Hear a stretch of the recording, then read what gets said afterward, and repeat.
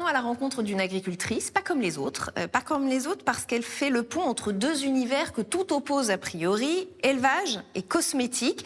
Elle a créé son petit atelier de savonnerie artisanale et devinez ce qu'elle met dans ses savons, le lait de ses propres vaches. On va regarder ensemble et on en parle après.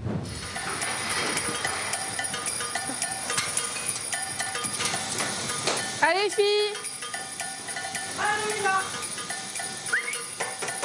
Allez hop! C'est là que tout commence puisque c'est là qu'on produit le lait en fait. Je suis venue par hasard à m'intéresser à la cosmétique et notamment les savons au lait de vache. En fait, le lait de vache, il est riche en matières grasses et du coup, il va apporter le surgras dans le savon. On est ici à la Chapelle-Janson, donc en Bretagne, notamment pour l'avantage ici en Bretagne d'avoir un contexte climatique qui est propice pour avoir de l'herbe toute l'année pour nos vaches.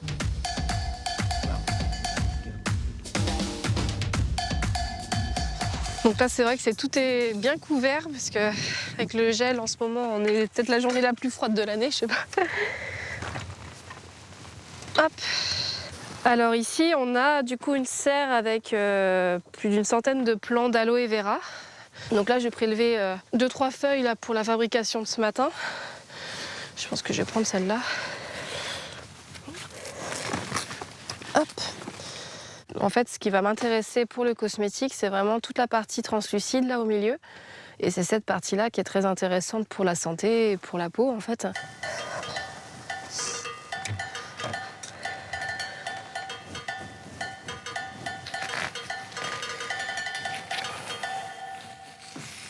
C'est ce côté un peu gluant là, de l'aloe là, qui est super intéressant en fait parce que c'est ça qui va hydrater la peau.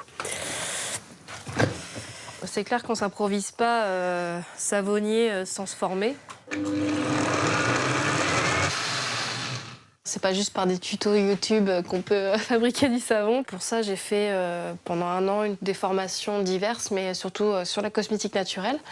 Je suis allée en Provence aussi me former sur la technique de saponification. Et j'ai fait une formation aussi d'herboristerie, donc dans une école en Bretagne.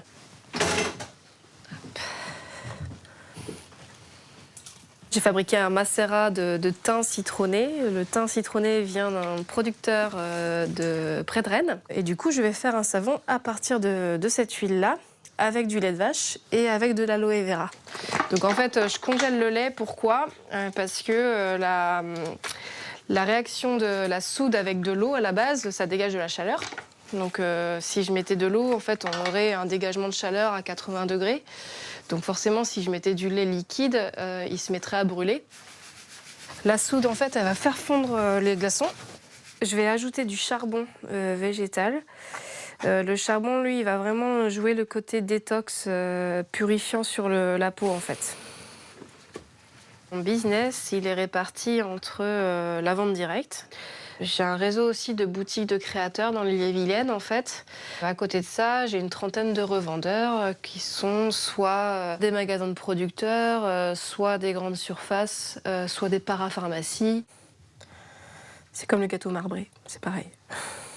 Au niveau de mes cosmétiques, par exemple, je ne suis pas labellisée bio. Si demain, au niveau de mon label, je me dis, tiens, je vais passer en label Cosmé Bio, mon huile d'olive française, en final, il faudrait que je me fournisse en huile d'olive bio qui vient de Turquie ou d'Espagne et qui vient d'un grossiste en cosmétique et pas d'un producteur en direct. Parce que si je veux me fournir vraiment en direct d'un producteur bio, soit il n'aura pas la quantité, soit ça coûtera vraiment très très cher.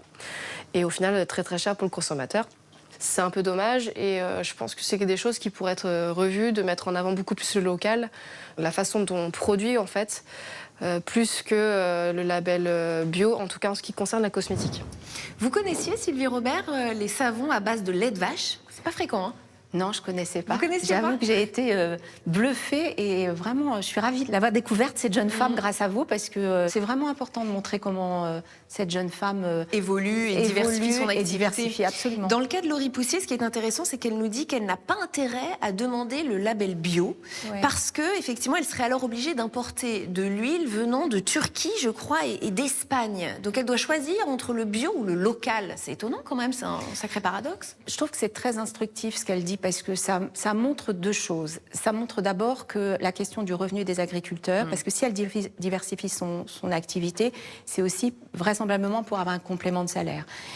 Donc ça, c'est important, et je crois que ça révèle aussi aujourd'hui ce qui se passe dans notre pays sur le plan agricole, en termes de malaise ou en termes de... Voilà, bon, il y a beaucoup d'autres facteurs, mais c'est une réalité. La deuxième chose, c'est la question du bio. Ce qu'elle dit, c'est que finalement, il y aura un problème de quantité, et il y aura un problème de cherté, c'est-à-dire que ce sera plus cher. Donc je crois que le sujet, c'est d'aider ces agriculteurs qui ont envie à la fois de produire localement et de produire bio, de pouvoir le faire dignement, avec un revenu digne, et puis avec des aides qui leur permettent eh bien, de ne pas aller chercher des produits à l'extérieur, parce que à l'étranger. Ça vous montre qu'il y a quand même une question il y a un des grand régulations. La Bretagne est une grande terre agricole, hein, c'est la première terre agricole de France, hein. C'est une agriculture qui se porte plutôt bien par rapport au reste du pays. Oui, ça se porte bien, mais cette question agricole, elle révèle aussi d'abord des disparités territoriales très fortes. D'accord. Et c'est vrai que dans d'autres régions, la situation n'est pas la même. Et puis, elle révèle, on revient toujours à ces questions de malaise agricole. Je crois que c'est la question de l'incertitude qui les étreint le plus, c'est-à-dire ils ne savent pas de quoi demain sera fait finalement, et puis les normes, et puis les lois Egalim qui ne fonctionnent pas, et du coup derrière vous avez des disparités de revenus. Donc c'est un ensemble. La Bretagne n'y échappe pas, et la Bretagne est en tout cas extrêmement investie sur les questions de souveraineté aussi alimentaire, on pourrait le dire. Et si on parlait de votre entreprise coup de cœur,